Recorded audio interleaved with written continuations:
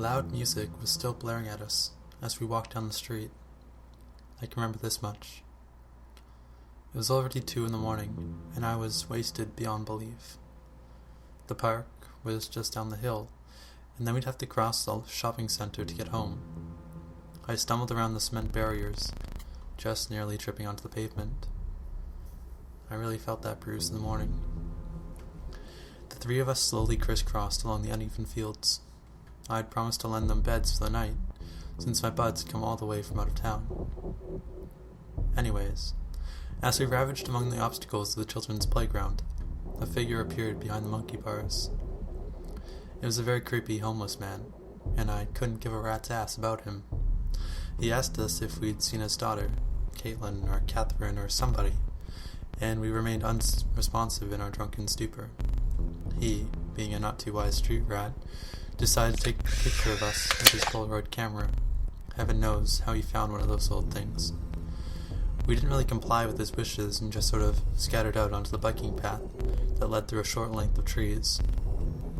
We were startled by a few bright camera flashes and immediately lashed out at the annoying bum. I think my friend might have actually hit him across the face once, but he seemed unfazed by it all. I felt him meddling with my backpack, but I was too tired to fend him off. I just continued to walk forwards, as quickly as my stubborn legs would take me. I turned around a little later, when we had made some progress on our journey, but the guy was gone. I swear I saw somebody fumbling around on the trail behind us, but the night was too dark, and my vision too blurry to really understand what was happening at the time. The last thing I remember from that night was my friends and I taking shots of vodka as we walked. In hindsight, this probably wasn't the wisest of ideas.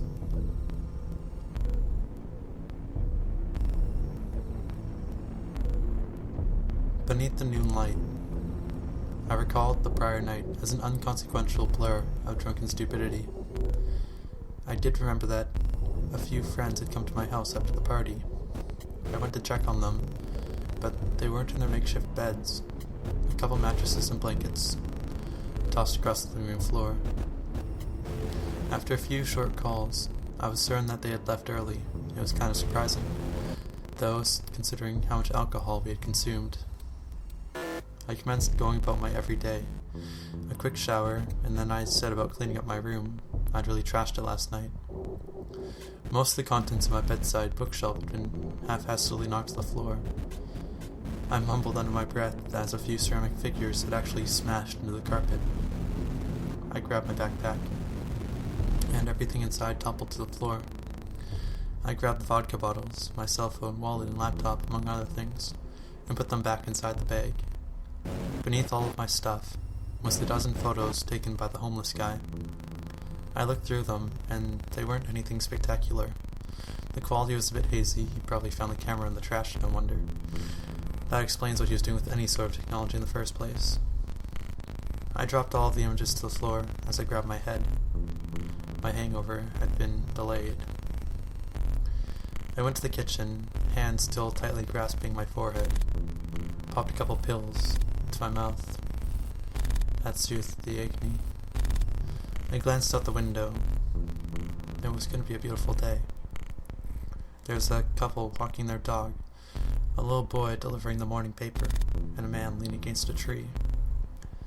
His eyes were covered by a bald cap, but he seemed to be looking in my general direction.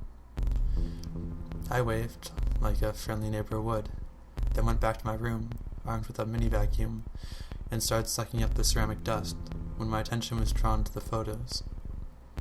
I nearly vomited. There was a girl being stabbed by a man right behind us in the photos, and he was looking directly at me. I heard the door open downstairs.